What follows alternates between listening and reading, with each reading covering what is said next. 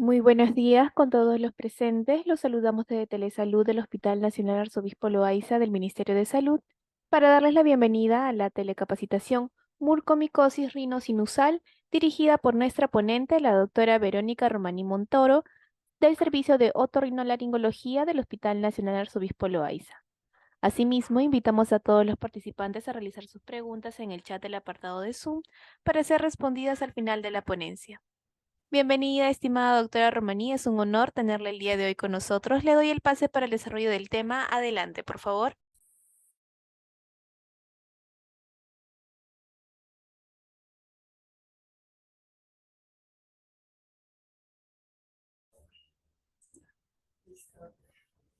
Buenos días, soy la doctora Lourdes Romaní, médico especialista del Hospital Loaiza en la especialidad de otorrinolaringología.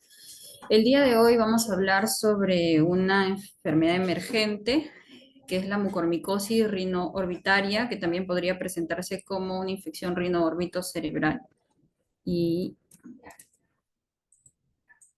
listo. Entonces, el panorama general de esta infección es que es una infección fúngica y que tiene la característica de ser invasiva hacia los tejidos que infecta, produciendo trombosis y necrosis de las zonas afectadas.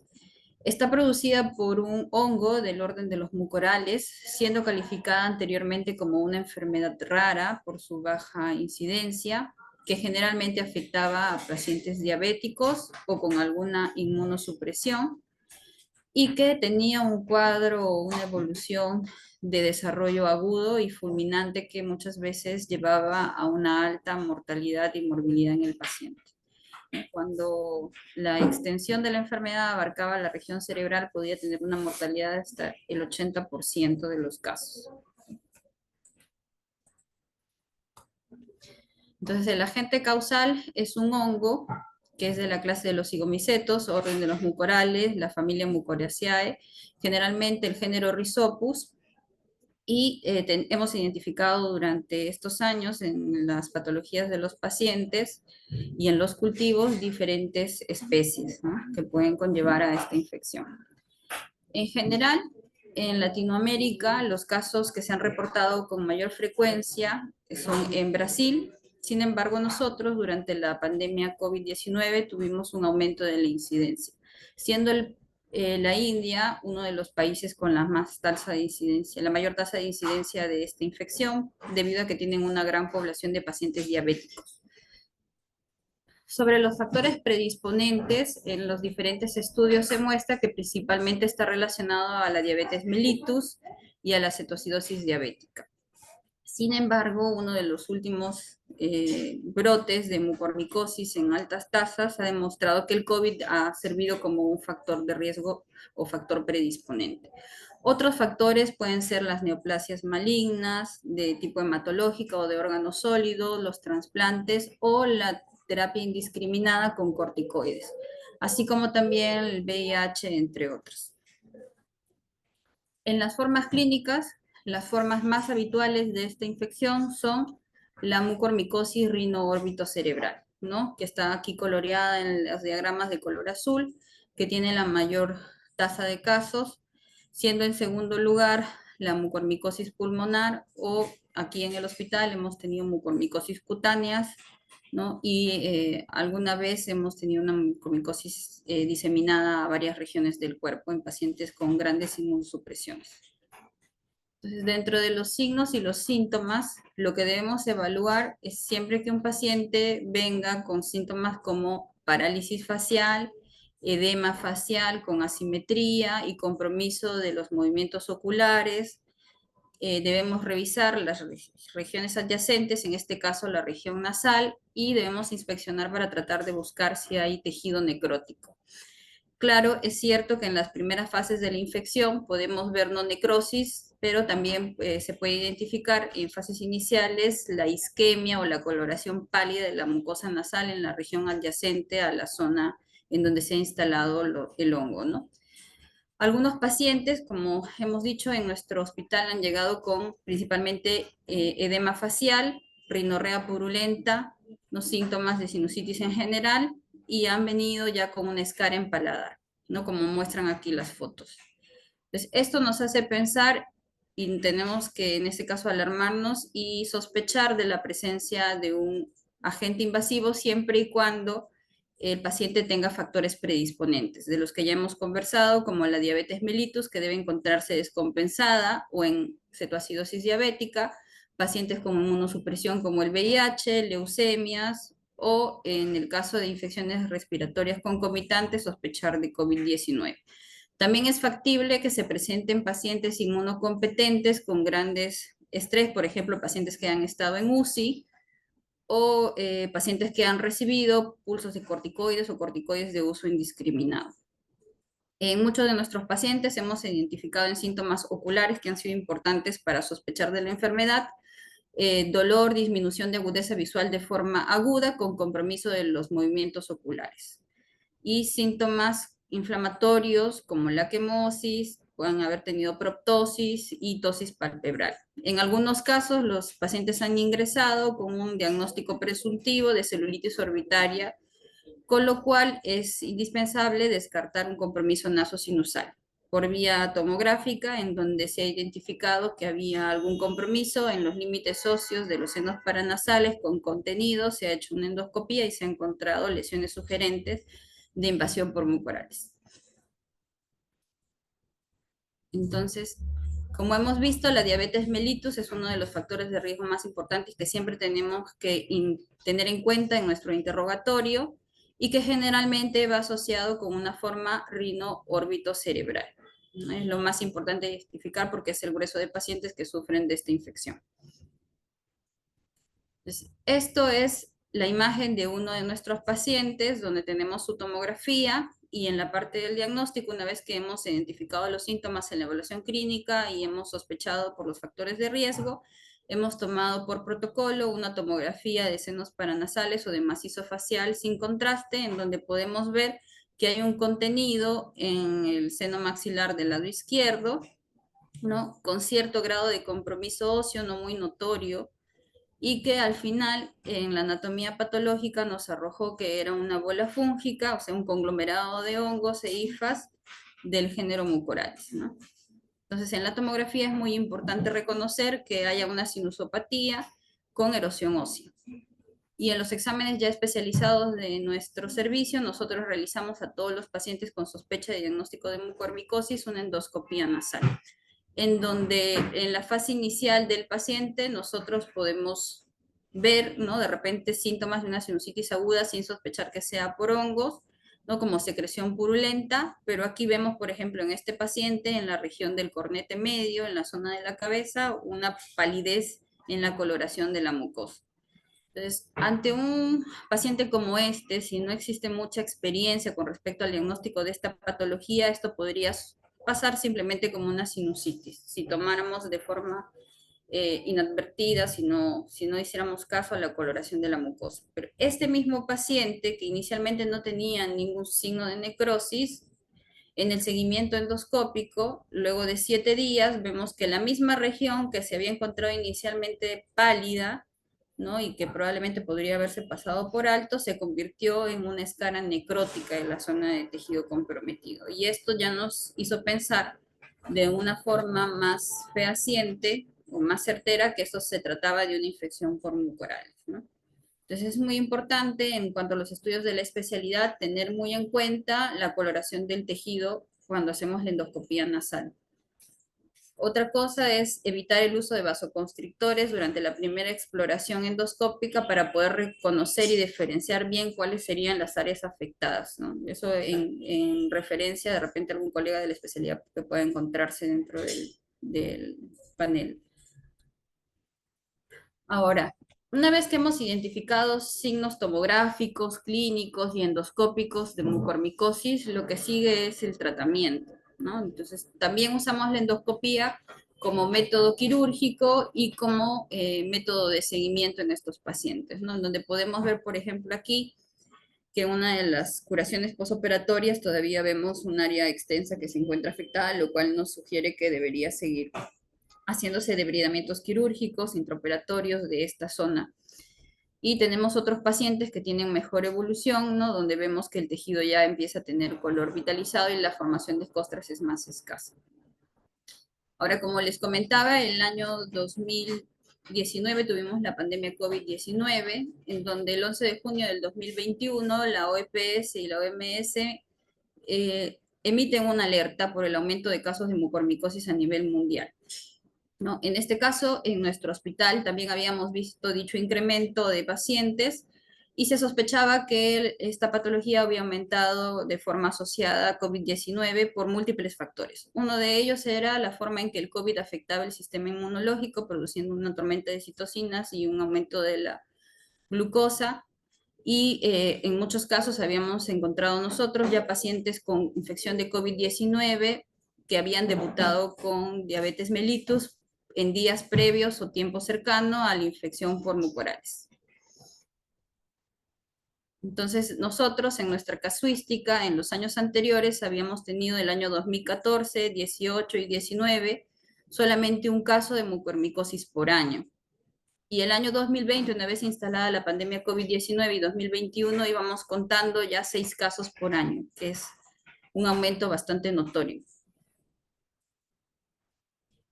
Entonces, en esto se basa nuestra experiencia. Para este momento nosotros habíamos manejado un incremento bastante importante de estos casos con un protocolo que hemos instaurado. Y lo que sospechábamos nosotros también es que esta mucormicosis se encontraba asociada a la infección por SARS-CoV-2. Esta es la foto de una de nuestras pacientes que llegó con un cuadro caracterizado por una úlcera en paladar con pérdida de piezas dentarias, que tenía como antecedente haber sido diagnosticada de COVID recientemente y haber tenido un procedimiento odontológico en la región afectada, de la cual se empezó a extender la escara necrótica.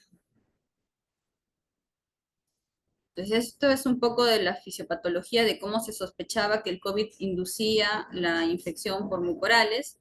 Hay que tener en cuenta que estos hongos son cosmopolitas, es decir, lo vamos a encontrar en toda la materia orgánica en descomposición, en todos los ambientes en los cuales nos encontramos, pero solo van a afectar a los pacientes que se encuentran inmunosuprimidos. Entonces, uno de los factores que se sospechaba era porque al inicio de la pandemia se usaban altas dosis de corticosteroides tratando de manejar el cuadro producido por el COVID-19. Otra cosa que se sospechaba era que había un aumento de la glucosa en pacientes infectados y que podía haber un inicio o un diagnóstico reciente de diabetes asociado a esa hiperglicemia. Y otros casos eran los pacientes que tenían ya un diagnóstico de diabetes mellitus y que hacían una infección por COVID, lo cual los descompensaba y todo esto al final derivaba en que pudiera haber una infección por este agente tipo oportunista. Entonces, en estos pacientes, algo que nosotros pudimos observar fue que tenían, a diferencia de lo que se expuso al inicio de la presentación, una presentación crónica. No tenían la evolución habitual de un paciente con evolución aguda y fulminante que derivaba en la muerte del paciente en los siguientes días o incluso horas después del diagnóstico. Más bien estos pacientes llegaban con meses o semanas de enfermedad, ¿no? Siendo que diagnosticamos en la revisión de nuestros casos, ¿no? Que vimos que alrededor de 4 semanas o 30 días de síntomas al momento del ingreso, lo cual era bastante llamativo, ya que normalmente los casos en los años anteriores habían sido de evolución mucho más rápida, ¿no? Y que había algo principal en estos pacientes que eran los síntomas oftalmológicos en los cuales estos pacientes entraban con lo que más llamaba la atención era la pérdida de agudeza visual de forma brusca, ¿no? Con compromiso uni o bilateral. Otra cosa que nosotros pudimos ver en la cantidad de pacientes que recibimos es que muchos de ellos ingresaban con parálisis facial, como se ve en la foto, ¿no? Y con compromiso de paladar al momento del ingreso.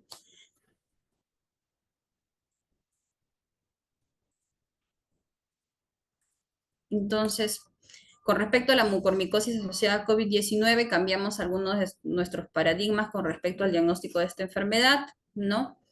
En donde todos creíamos que el paciente iba a llegar con una infección fúngica notoriamente invasiva, con necrosis, y pudimos ver que en estadios iniciales esta necrosis era inexistente, más bien se trataba de una palidez de la mucosa nasal que ya nos servía en nuestra experiencia para poder sospechar de la infección y poder complementar nuestros estudios con estudios más específicos, ¿no? Que podía haber entre la infección también una coinfección con Aspergillus, no solo de mucorales, que a pesar de tratarse en los años previos de una enfermedad rara, se estaba comportando como una enfermedad emergente durante la pandemia, que el paciente típico que sufría esta enfermedad era un paciente diabético. Sin embargo, podíamos tener pacientes que tenían infección por COVID con o sin diabetes sufriendo de infección por mucorales, que su curso normalmente referido como agudo y fulminante podía también tener un curso crónico indolente, por lo cual los pacientes con más de un mes de tiempo de enfermedad podían también ser sospechosos de tener una infección por mucorales. Y que su alta morbilidad y mortalidad no aplicaba para los pacientes coinfectados con COVID-19, en donde hemos visto que estas formas crónicas tienen mucho menor mortalidad. Entonces, nuestro diagnóstico al final se va a basar en el examen clínico, endoscópico, tomográfico y confirmatorio por anatomía patológica. Para el tratamiento de estos pacientes, nuestro hospital estableció alianzas estratégicas, por ejemplo, con el Instituto Nacional de Salud, en donde se hizo un plan de trabajo del cual remitíamos nosotros las muestras tomadas por biopsia, ya sea en sala de procedimientos o intraoperatorias. Estas muestras eran remitidas en cloruro de sodio al instituto y ellos hacían la detección y, y las pruebas para la especie de mucorales a la cual nos estábamos enfrentando. Entonces, esto nos ha permitido tener mucha más precisión en nuestro diagnóstico, ya que inicialmente había un poco de resistencia a dar tratamiento a estos pacientes sin un cultivo confirmatorio, y eso fortaleció también nuestro protocolo de tratamiento multidisciplinario dentro del hospital, porque ya podíamos instalar, una vez tomada la muestra, un tratamiento más oportuno y más pronto al paciente para evitar la diseminación del hongo a otras áreas.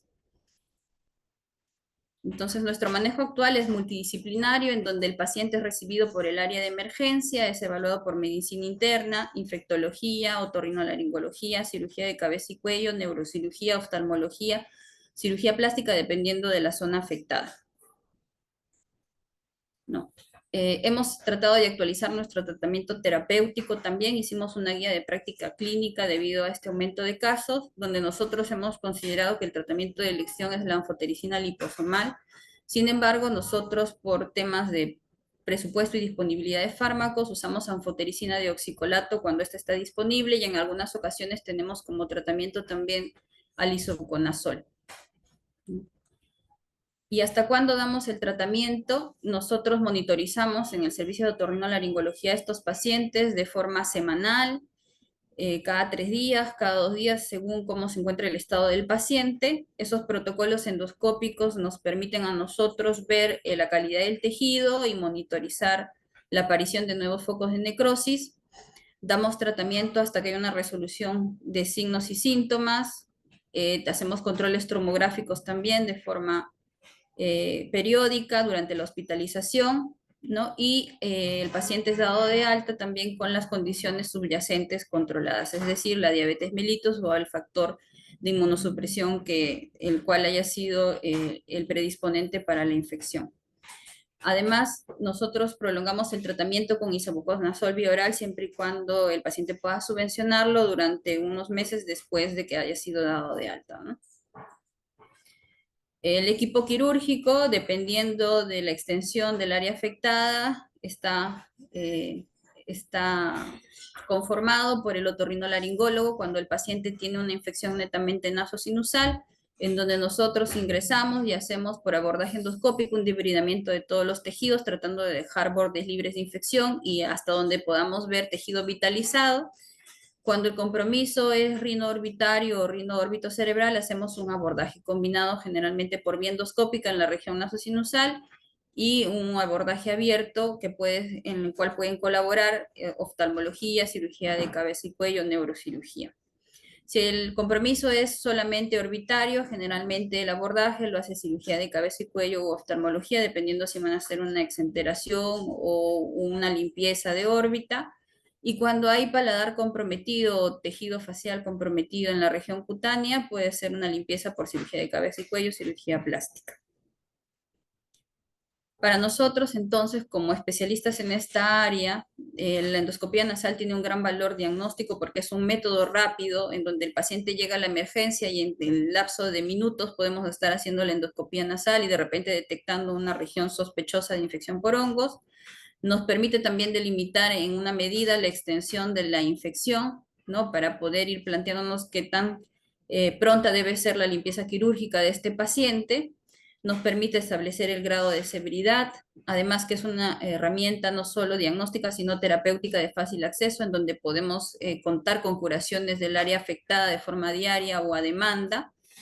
Y incluso podemos hacer el debridamiento de focos de necrosis o de infección de forma ambulatoria, ¿no? Podemos hacer el seguimiento de los pacientes después de su alta médica para ver que no haya recidivas. Con la endoscopía nos ayudamos en muchas circunstancias en donde podemos ver focos de nueva necrosis que los podemos debridar inmediatamente el paciente haya pasado a la sala de procedimientos y rehospitalizarlo si se requiriera. Nos permite también tener una idea de cuándo es el momento oportuno para darles de alta y hacer el seguimiento continuo. Entonces, la primera endoscopía nosotros tratamos por protocolo de hacerla antes de las 48 horas, que nos permite delimitar el tejido, describir la lesión, la extensión y tomar una primera biopsia y hacer un primer desbridamiento por lo menos de las costras. Luego hacemos seguimiento endoscópico cada 24 horas en espera del resultado de la biopsia y según sea la urgencia del caso, programamos una limpieza en sala de operaciones por cirugía endoscópica nasal.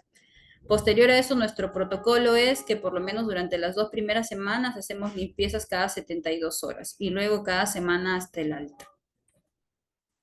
Los objetivos es que iniciemos rápidamente el desbridamiento de tejidos para mejorar el pronóstico y sobrevida, ya que hay estudios que sustentan que mientras más carga micótica haya involucrada en el tejido que no se ha debridado, la respuesta a tratamiento médico es más pobre. Entonces, en teoría, es tan importante la limpieza quirúrgica como la aplicación de tratamiento médico. Después de esto, nuestros criterios de alta durante las curaciones es que el paciente se haya mantenido clínicamente estable, que no veamos nuevas zonas de necrosis por endoscopía, que no hay una sobreinfección bacteriana de las zonas afectadas y que en la tomografía ya no veamos extensión a nuevas zonas. El primer mes hacemos controles cada 7 días, cuando el paciente ya se encuentra de forma ambulatoria, el segundo y tercer mes cada 15 días, y luego de esto ya hacemos evaluaciones mensuales y tenemos muchos pacientes que actualmente se encuentran en evaluación anual luego de una infección hace 3 años.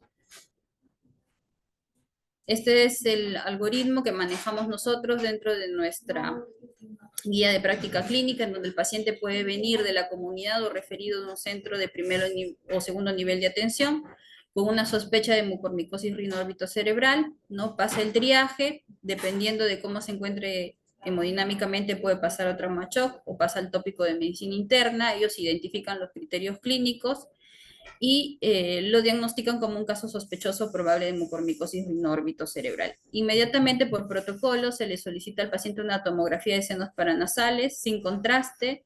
Dependiendo de la extensión, si hay compromiso de ocular, podemos pedir una tomografía de órbita o una tomografía facial, de macizo facial en el caso de que el paladar esté comprometido. Y si hay signos clínicos de extensión intracraneal, se le puede solicitar una resonancia magnética cerebral con contraste.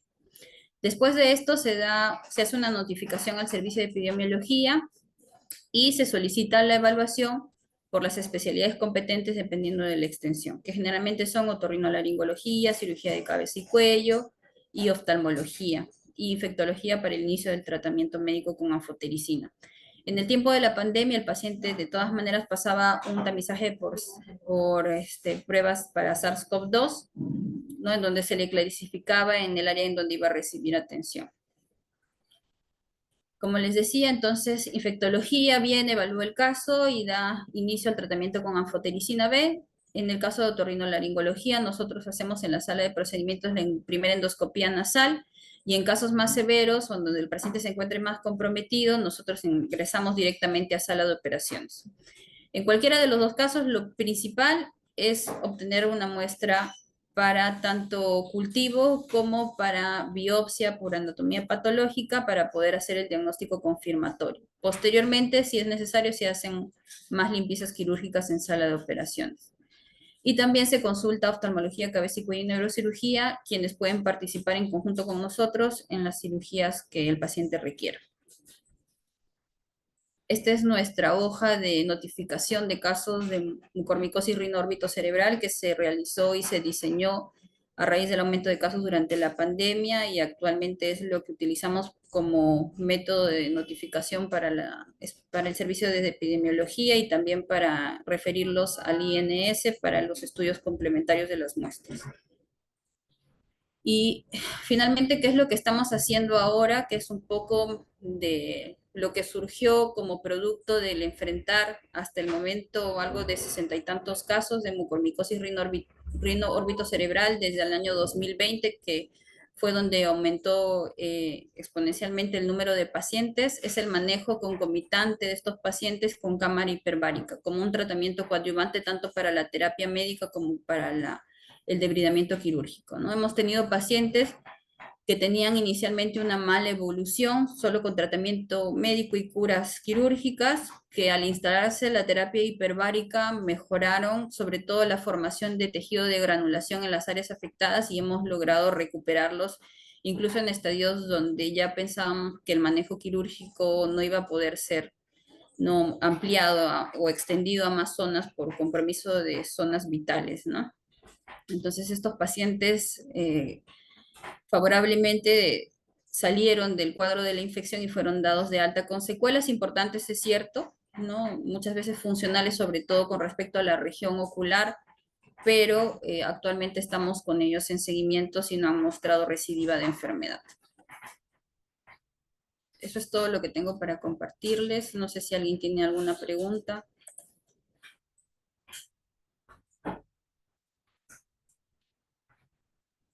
Muchísimas gracias y felicitaciones, doctora. Mientras los participantes van redactando sus preguntas, lo pueden realizar en el apartado de chat de Zoom. ¿Podría brindarnos alguna otra recomendación adicional respecto al tema expuesto el día de hoy? Es importante, sobre todo en pacientes diabéticos, considerar restringir el uso de corticoides a situaciones específicas bajo indicación médica, ¿no?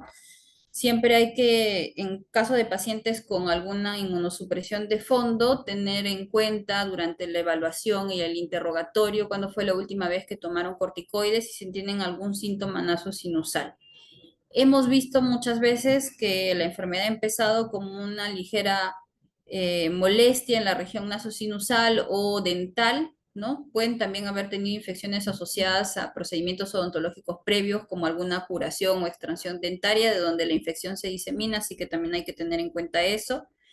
Y si sospechamos en una infección en un paciente diabético, lo más oportuno sería hacer un estudio básico, ¿no? Para ver los niveles de glucosa al momento del diagnóstico y si encontramos que estos niveles de glucosa se encuentran elevados, referirlos a una evaluación por la especialidad, ¿no? Si es que en el nivel donde nos encontramos no tenemos capacidad resolutiva, de repente no hay la especialidad, a un centro de mayor complejidad para que el paciente sea sometido a una tomografía y una evaluación endoscópica en la medida de lo posible para poder hacer una detección precoz. Mientras más precoz sea la detección, el grado de secuelas va a ser menor.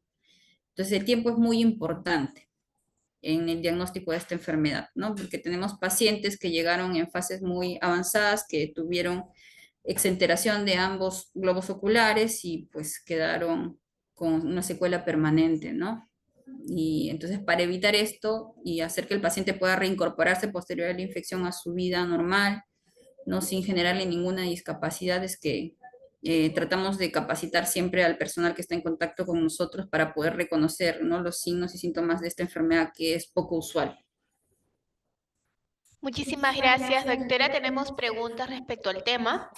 Nos consultan qué diferencia hay entre la mucormicosis de otras rinosinusitis fúngicas a nivel histológico. Bueno, la mucormicosis se caracteriza por invadir vasos sanguíneos, produce trombosis y eso lleva a necrosis de los tejidos. La otra infección frecuente es la aspergilosis, que puede presentarse en forma de bola fúngica en los senos maxilares en donde no va a haber una infección, una invasión del tejido, solamente va a haber un conglomerado micótico. Entonces esa es la principal diferencia. Lo otro es que el médico de anatomía patológica tiene que estar capacitado para reconocer la diferencia entre las cifas de los mucorales que son aceptadas, que tienen una división en ángulo de 90 grados versus todas las otras especies que pueden encontrarse, ¿no? Pero eso ya tiene que ver más con anatomía patológica. ¿Tienes otra Muchísimas pregunta? gracias, doctora. Tenemos otra consulta. ¿Cuál es el tratamiento antifúngico de elección para la mucormicosis?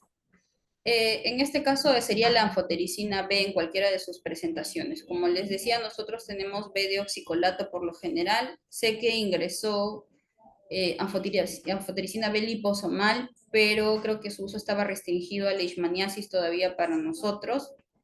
Hemos usado isabuconazol en algunas oportunidades también como terapia bioral o endovenosa cuando estaba a disposición en pacientes sobre todo que tenían una mala evolución, en donde se hacía una junta médica y el infectólogo era quien decidía si se cambiaba el tratamiento, ¿no? Pero anfotericina B es lo que se encuentra a disposición en el PNUMI. Muchísimas gracias, doctora. Tenemos otra consulta. Nos preguntan cuál es la diferencia entre la mucormicosis y otras micosis oportunas, como la aspergilosis. Bueno, como les decía, la mucormicosis va a invadir tejidos, ¿no? La aspergilosis por lo general no tiene esa característica.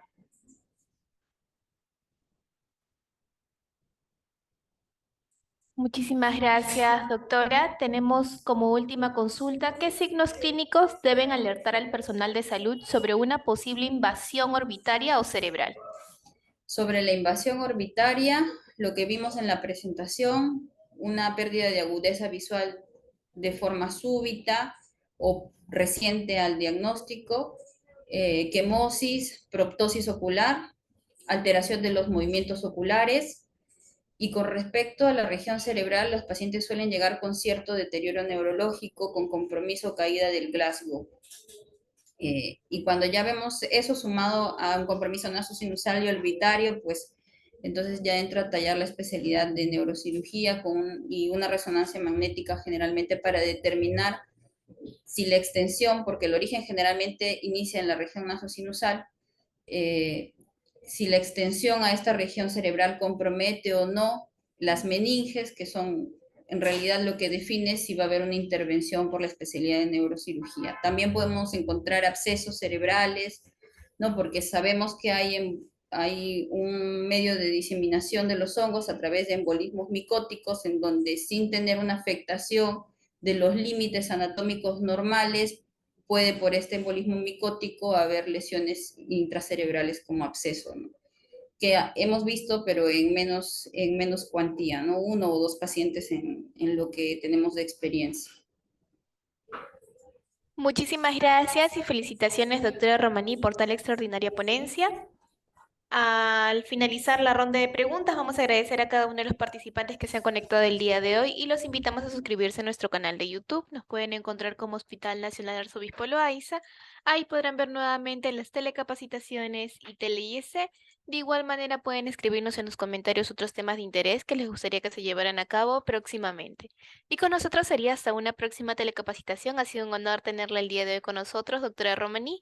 Esperamos contar con usted en una próxima oportunidad. Muchísimas gracias.